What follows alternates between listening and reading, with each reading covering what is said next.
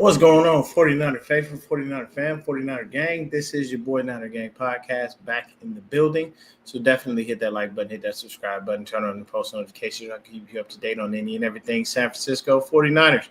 With that being said, let's get right on into it, man. The season is fast approaching. We got a couple more months before we start getting into training camp and whatnot. The season schedule has been released, and we got some news to talk about, man. We got some good news. We got some real good news. So buckle up, saddle in for everything, man. Anybody who stops in, I appreciate you. So let's get right on into it, man. So Brock Purdy gets paid.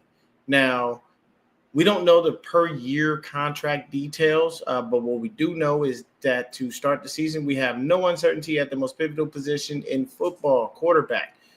Purdy got a 5-year, $265 million contract with $181 million guaranteed, which averages out to about $53 million per year. The nice thing about this is that his cap hit this year is still just a little under $6 million.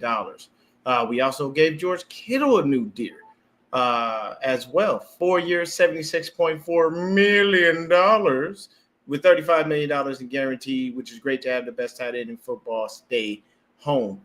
Now, here's the thing, really quick, because I want to make sure people understand this. Let me say this. Some people are going to agree with the contract for Purdy. Some people are not. The reason that I'm not mad about the contract in any way, shape, or form is the fact that what you have to understand about these contracts is Brock's getting paid what the league dictates. So there's an average amongst quarterbacks, and those quarterbacks basically make big money. Now, whether those quarterbacks, are good, bad, or indifferent, they're still making the money. So when you look at the list of the highest paid quarterbacks, it's actually pretty crazy. I'm actually going to bring that up right now.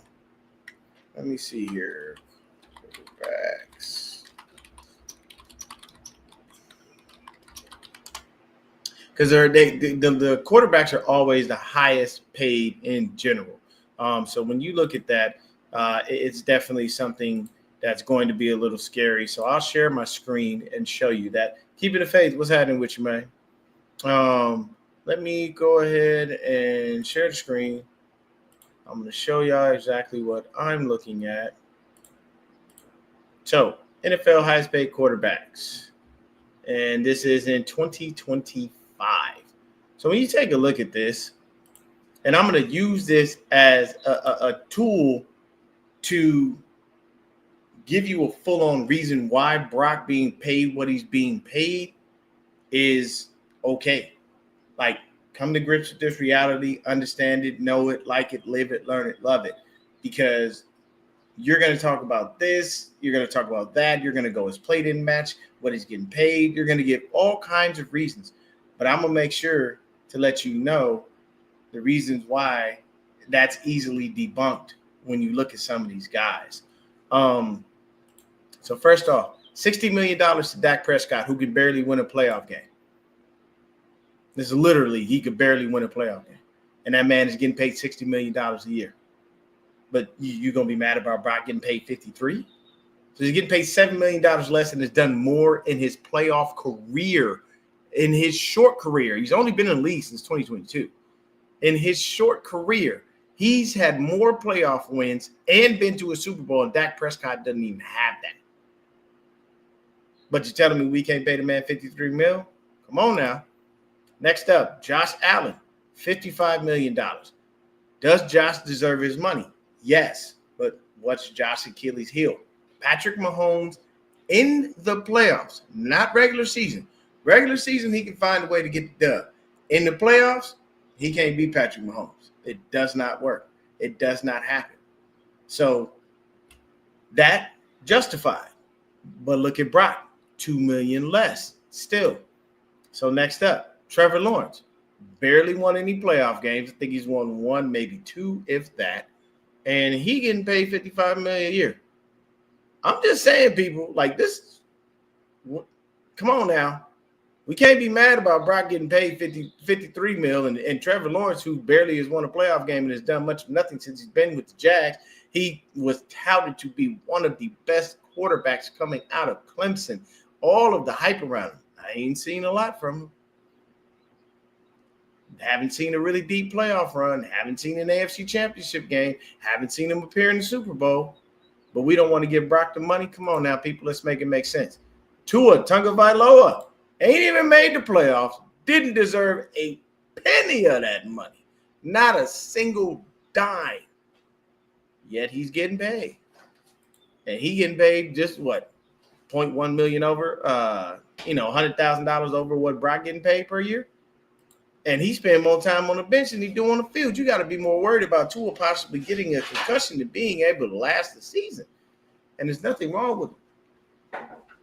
And this is what I'm saying.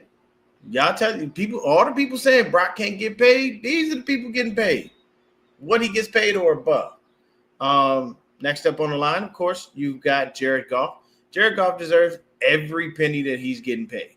The man he left LA, he revamped his career. You know what I'm saying? He's already been to a Super Bowl. The Lions are consistently in the playoffs. So we'll have to see how they fare this year now that there's no more Ben Johnson. But either way, hey, man, Goff deserves every penny he's getting paid. But once again, he's done some of the work. Now you see Brock Purdy at 53 mil. Justin Herbert, $52.5 million. Great quarterback. Pretty good, but barely can't even get in the playoffs. It's always something with the Chargers, and I feel bad because that's my boy Aaron's team, and it's always something with the Chargers, man. And then you see Lamar Jackson, $52 million. He got the same problem Josh got. He can see Pat Mahomes in the season, can't see him in them playoffs though. That Mahomes magic turns on, and him and Lamar just can't do it. So when you're looking at this, and you see this, Brock is now the tied for 7th highest paid quarterback in the league. And a lot of people, like I said, if you're telling me that you don't think he deserves that money, the people above him haven't even done what he's done. If you look at this list of all these quarterbacks, I can tell you right now, there's only 2 that have been to a Super Bowl. And it's these 2 stuck at number 7. I apologize. 3. Because Joe Burrow went. So Burrow, Purdy, and Goff are the only ones who have been to the Super Bowl.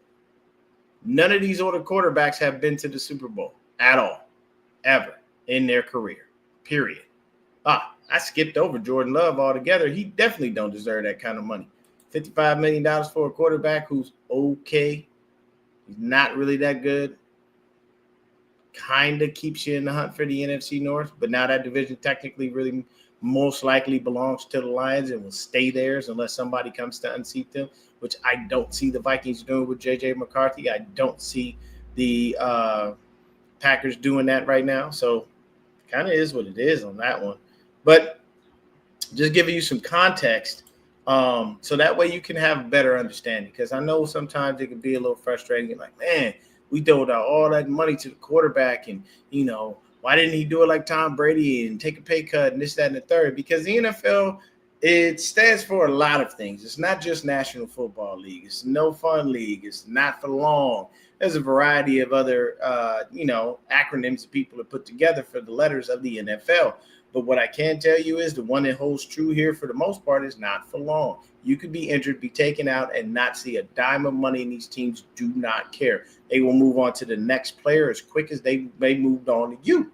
So you just have to be able to be smart about it, be understanding of it, and see what you can do with it, you know what I'm saying? Because honestly, it just puts you in a bad spot if you look at it from that standpoint. I'm trying to get this lighting correct, but I feel like I just need a new camera.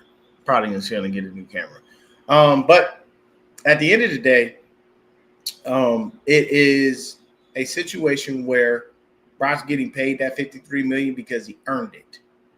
The man took us to the NFC Championship, basically got his UCL ripped apart by Hassan Reddick, and we don't know what would have happened in that game. We might have been to the Super Bowl that year. So you could have had a possibility, if he wasn't injured, of Brock having 2 Super Bowl appearances back to back. And then would you have really felt comfortable giving that man the money? He had one bad season. And that season, of course, was riddled with injuries around him, especially to our offensive line. We already neglect the offensive line as it is. And then when we have injuries and we don't show it any proper attention, it's not going to make anything better. But I'm just hoping that me giving you that helps you understand things and helps you see things from a different light, because it's a little rough when, you see him getting all that money and everybody's like, damn, we shouldn't have gave him that. Yes, actually, we should have. We should have given him every penny.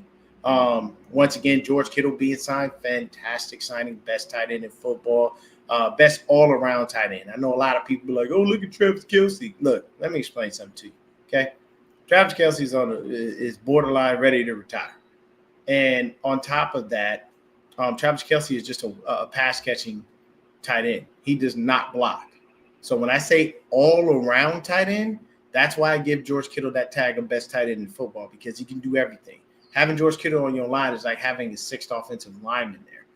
And newsflash, people, his daddy was an offensive lineman. So don't think that just blocking all came from the coaches in Iowa and whatnot. I'm 100% sure his father was out there putting him through the ringer, making sure he knew what he was doing. So that being said, let's keep moving forward with, more of the information. Now all we have to do is hope that this O-line holds up and we'll be all right. Technically, our O-line, we have an all-out competition at left guard with several players, Spencer Burford, Ben Barch, and our 7th-round pick, Connor Colby. We were lied to about the whole DJ Humphrey situation. He was never signed, so that's out the window. And now we have signed a UDFA Drew Moss out of Colorado, along with a few other free agent offensive linemen. I'm focusing on the O-line because obviously we spent our draft rebuilding defense. We drafted a couple of wideouts and a QB in Rory, but that was it. And out of the offensive people we drafted, I can honestly say I only expect Bergen, our last pick, to make an impact in the return game. Colby will have a heck of a time making the team as a 7th-round pick, which is rare for an offensive lineman. Rourke is set to have surgery at some point to repair his torn ACL that he played on. Don't know how much playing time we'll see from Watkins, as he has a hard path in front of him to crack the roster. With all the wideouts that we have, your Juwan Jennings, your Ricky Pearsall, Jacob Cowing, BA, so on and so forth. And then I expect nothing from Jordan James for 2 reasons. 1, our drafted running backs never work out. And 2, when CMC is healthy, Kyle has tunnel vision and acts as if no other running back on the roster exists. I'm just saying. There should also be competition with Hennessy and Brendel at center, which is needed because Brendel's garbage. I would like for there to be competition at right tackle as well, but I highly doubt that. Now, this season honestly was the perfect setup. The NFL maybe felt sorry for us or something, but our schedule is ridiculously easy this year. We have 5 primetime games this year as well. The Rams, Texans, and Bucks are the only teams we played that made the playoffs last year. All other 14 games are against non-playoff teams. They have a combined record of 44 and 109. Let me stop right there, because the only other team with the winning record that we face is Seattle, who now has a new head coach and a new QB in Sam Darnold. No DK Metcalf, who is now Steeler, and no Tyler Lockett either. So looking at that, just think about that. Think about the record, 44 and 109. That literally is the record of the opponents that we face outside of, what did I say, 3 playoff teams? Yeah, 3 playoff teams and 1 team who barely missed the playoffs, and they still were just a little bit above 500 with the Seattle Seahawks. So that tells me, honestly, that this was the season that was set up for if we were going to make a deep playoff run and try to do anything or try to be more relevant or anything like that, it was definitely this year, because our schedule was so favorable. But here's the problem. We're rebuilding a defensive line, so we have a lot of uncertainty there. We don't know who's going to be starting. You got to love Evan Anderson. You got to love Yetur Gross-Matos. So those are some of the guys that are there. Of course, Nick Bosa is the one constant that remains on this defensive line. A lot of the guys we drafted are pure run stuffers. Our first round pick, Mykel Williams, everybody is raving about him, pretty much, bull rushing and getting so quick, and looking good in the drills at rookie minicamp. Here's the thing. I am not going to pass any judgment on anyone or say anything about anybody until I see you with pads going against an offensive lineman. I don't care about you going against the coach. Now, is it good for technique reasons and stuff like? Yes. Right now, at this point, the only thing I really want is to make sure that Chris Cassera gets his hand on all of these guys that we have. We signed everyone now, if I'm not mistaken. I don't believe there's a draft pick that is not signed. But we got some questions. Collins, he wasn't on the field. Marquis Siegel, he wasn't on the field. So hopefully those dudes are on the field during, at least training camp, at least by then. I'm not going to trip off of OTAs because, you're just out there in helmet and shorts. You're not really doing much. What's going on, Dave? And these mini camps, once again, until you get in pads and get against a real competition, we get some one-on-ones, we get some 7-on-7s, we get stuff like that. That's where the real work comes in. Right now, this is all cleaning up your technique and looking through things and saying, okay, what can we do to make things better? How can we help you improve? All of those things come into play, so that's why I don't put a lot of stock in these things, because there's not enough for me to really go on. And when you're not really wearing pads and you're not going against, somebody who can really stop you, and you're just going against a coach who's, a lot older than you and understands techniques and whatnot, you're gaining skill, but there's no iron sharpening iron to an extent, if that makes sense. Because iron sharpening iron means you got to battle. You got to go against someone else. Right now you're just honing in on your skills. That's cool. That's just a good thing. I ain't mad at that. But at the end of the day, you want to make sure that you're doing something that we can all really talk about and have something to say about. Because if you know me, you've seen me when I do my channel, I don't report on BS. I don't report on small things. I don't report on, we signed some nobody that nobody cares about, nobody knows about. Like, though, that doesn't mean anything to me. If I'm going to get on here and talk to you guys, I got to have a good enough reason, and I don't want to waste your time and or mine with talking about people who don't matter or talking about situations that don't really matter. But these are some of the things that we'll see throughout, these next couple of months. I know pretty much from June till about, I want to say, mid-July, there's not going to be much going on as far as that. It's going to be a little different. So we'll try to see what we can do to figure things out and get things going. But let's get back to the information here. So I was just letting y'all know, of course, obviously no Sam Darnold's a new QB. He doesn't have DK Metcalf. He has no Tyler Lockett. So now pretty much it's set up and slated for the number one draft, the number one wide receiver in Seattle to be Jackson Smith-Njigba. And he has pretty much almost all but taken on that role. We all know how that kind of works, and we all see how that works as well. So now don't get me wrong, we'll see some new faces in new places as well. Derek Carr has retired, due to an injury. Cam Ward is now at the helm for the Tennessee Titans. We have a new head coach with the Bears, and someone like someone I like, Ben Johnson, who has fixed their O-line issues, at least on paper. Now, let me stop right there. The reason I state on paper is because it looks good on paper, but we have to see them gel. I don't care how many all-stars you put together on any type of offensive line. They all have to know what the other is doing. The right hand got to know what the left hand doing. Left hand got to know what the right hand doing.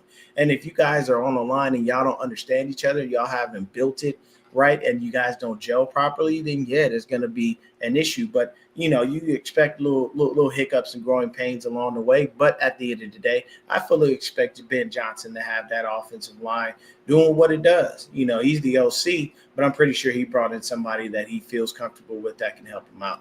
And anybody is better than Chris Forrester. I don't know what the heck he does, but I'm sorry, I do not like him as an offensive line coach. To me, he's hot garbage. But Is what it is.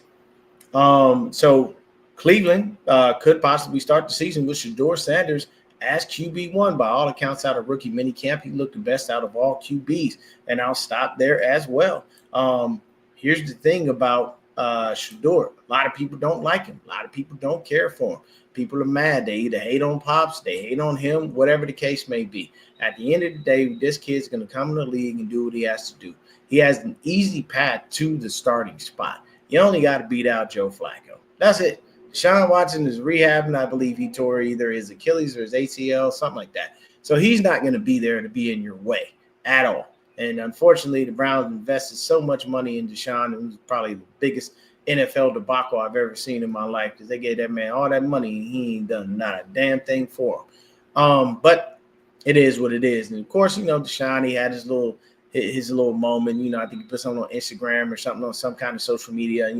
People counting me out. They forgetting about me and all this other stuff. Yeah, we forgetting about you. You know why? Because you ain't been relevant since your scandal started.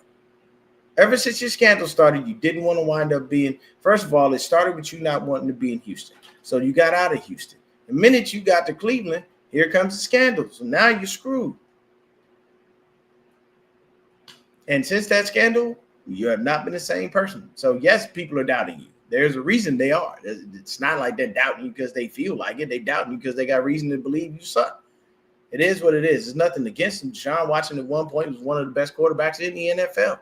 Now, can he get back to that? That's all on him. He will make that decision by his play and by what he does to show teams that he is still a viable threat as a quarterback. From what we've seen from the time he's been in Cleveland, don't look like that's the case no more. But either way, I digress. The Giants will have Russell Wilson as the starter, but drafted Jackson Dart in the first round. They also have Jameis Winston on the roster, and they got the best pass rusher in the draft in Abdul Carter to bolster the defense. So now you got Abdul Carter, you got Kayvon Thibodeau, and it's not the Giants. The Giants' defense is not really the problem; it's their offense. And I'm gonna be honest with you, and I've said this before. Some people may look at it as a negative thing, but I'm gonna say this. When you are a defense and you out there busting your butt every single day, game in, game out, you're doing all the things you need to do, but your team, your offensive team cannot score. They just don't put points on the board. They suck. Something's wrong. Offensive line trash. Receivers trash. You know what I'm saying? Running, you let the best running back in football right now at this point go, and he ran off in the Philly and took them and got them a ring. He traded them in division too. So now I know that you look really dumb. A couple of teams this year have sold some of their portions of their team. I believe the Giants are one of them. I believe they're trying to sell a 10% stake.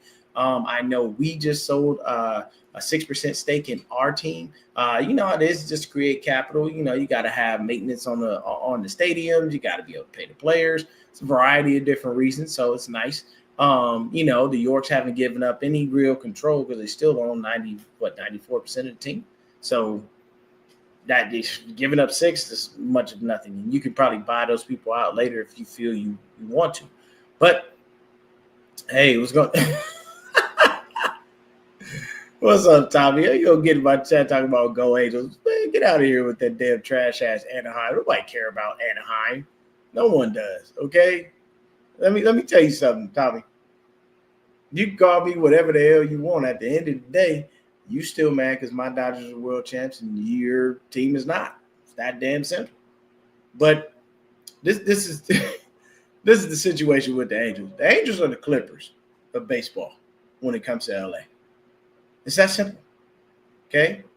I don't care how bad the Lakers suck. The Lakers could suck for the next 10 years.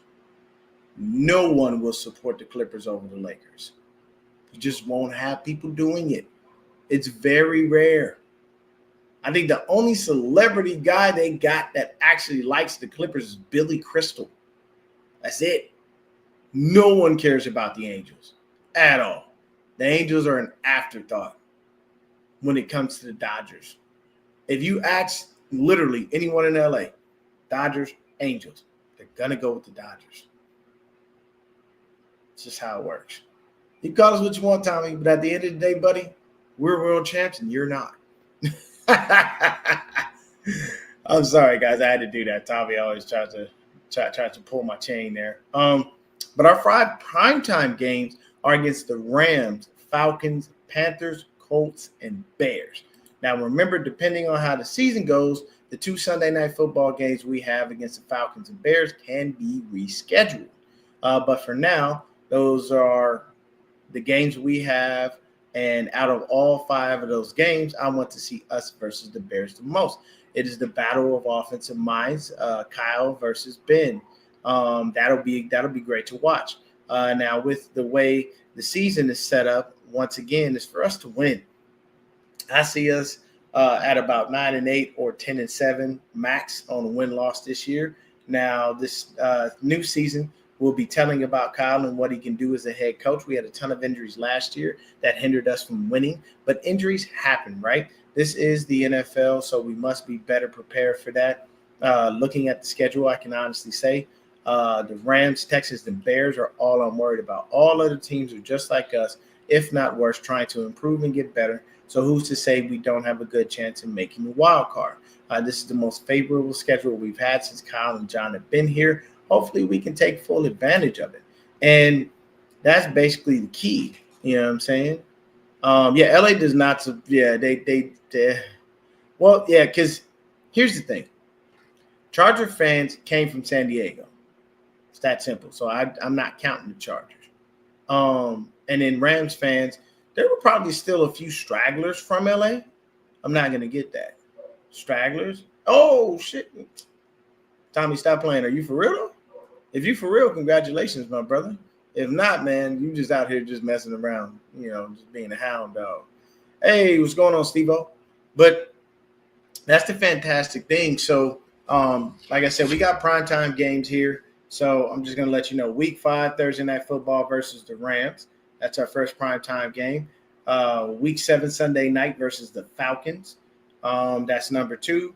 Then we got Week 12, Monday Night Football versus the Panthers. And then we got back-to-back games here. We've got Week 16, Monday Night Football against the Colts. And Week 17, Sunday Night Football against the Bears. So when you look at that, it's definitely something that's a little bit different. Now, we've got a lot of traveling that we do that's going to be a little weird. So I'm going to share my screen and share that with y'all because the traveling is a little outrageous at this point. It's definitely like, whoa, slow down here. So let's get up to the top. Okay. So these are the preseason games. If y'all didn't get a chance to see it, of course, you got the Broncos. We always play the AFC West for our preseason games. So we play Denver.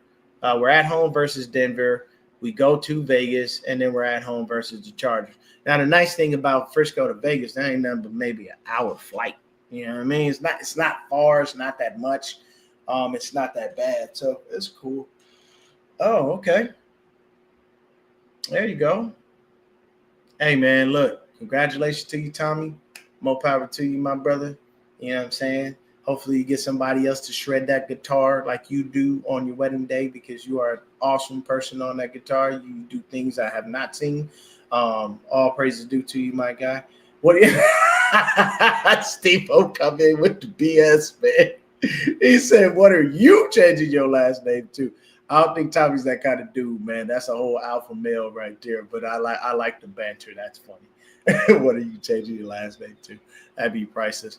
I'd be damned if I see Tommy come in and his last name is changed. I'd be looking at him like, I thought Steve-O was just playing. What happened? But either way, those are preseason games. I will be going to that Raiders game. I'll probably stay at my sister's house and just, hit the game up. It's a preseason game, but it gives me an opportunity to be able to look at, any UDFAs that we have, any of our drafted rookies, trying to see what guys are going to make the team, what positions will be there. And plus, it's great for me to be able to be out there and to go ahead and also see, the stuff in person, be able to take good notes and figure things out because I will definitely be doing such.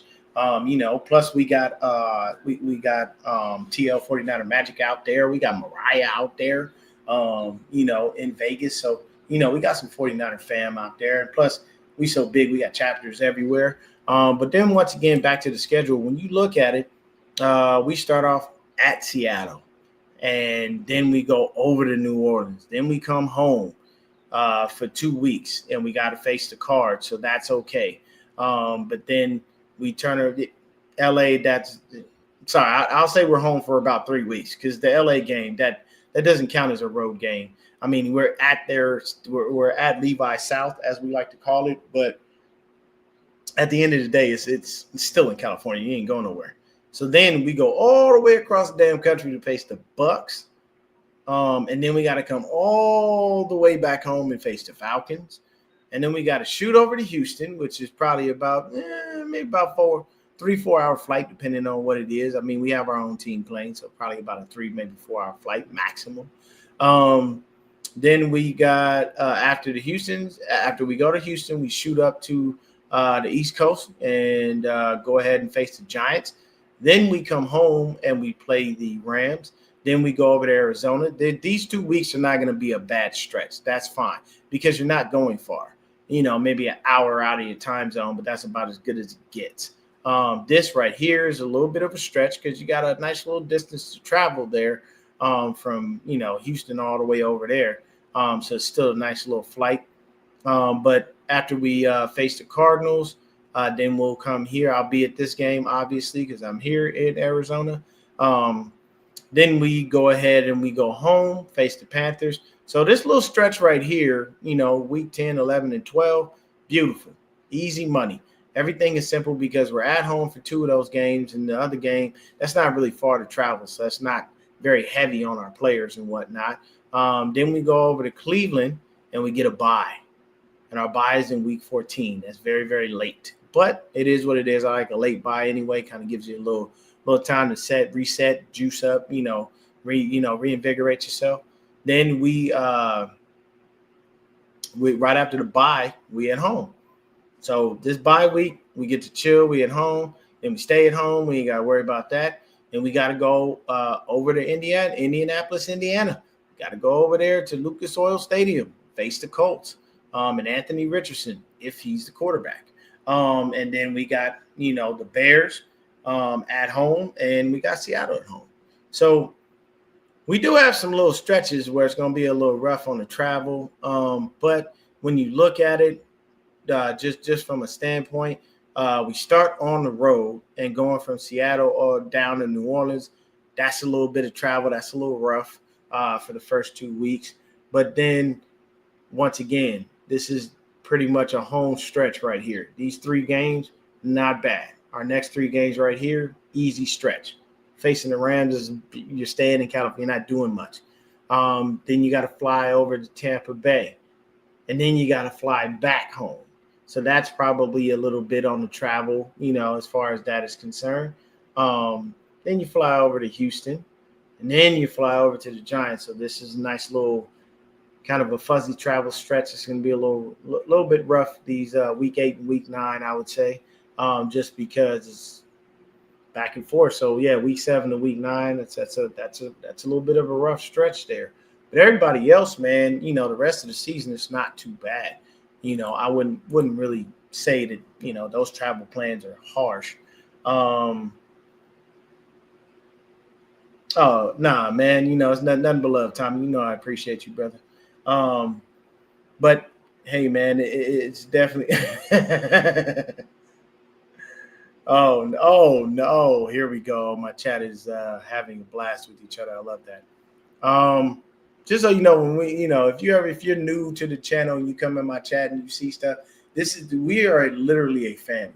This is just a bunch of uncles, cousins, nephews, brothers, sisters, nieces, aunties. Like 49ers family just extends ridiculously. Like I think it would be insanely amazing if all of us as content creators that do the content creating and the people that watch just met up at one specific game. It would be insanity. I think there would be a very happy bar somewhere because they'd make a ton of money that night.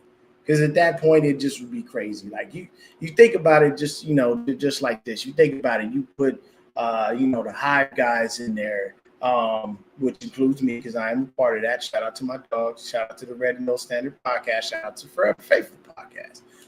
Shout out to all of the guys in the Hive, Perry, Stewart, Ali, all of y'all, man. Number love to everybody. But Could you imagine that? Just a conference centered around 49er content creating. You know what I'm saying? You got your heavy hitters, you got your SF 49ers, our SF 49ers, you got the Jason Apontes of the world. You know what I mean? You got the Rohans, the Breezes, you know what I'm saying? The whole nitty gritty fam. You got Mariah, you got, you know, a bunch of people. You got so many people, so many content creators I can't name. Ronbo Sports. You know, there's so many people out there, man. Dave is Dave McNiner's got his own channel. You know what I'm saying? You got CG Ruthless. You have Beto from Niner Sickness podcast. Like I mean, we got Jason. The list goes on and on. I think 49ers have the most content creators ever for any franchise in sports. Like right now, I think you go down the list and be like, geez, there are a lot of us. But at the end of the day, Brock Purdy got paid. George Kittle got paid. We're hoping that the O-line comes together and gels. We got a very favorable schedule this season. We got to do what we got to do. Papa J was having with your fam. Anybody who came in late, please definitely watch the video. Like, subscribe, share, all of that good stuff, man. You know, tell a friend to tell a friend to tell another friend. And, you know, continually be blessed. Stay up, stay faithful, and I'm out this joint. Peace.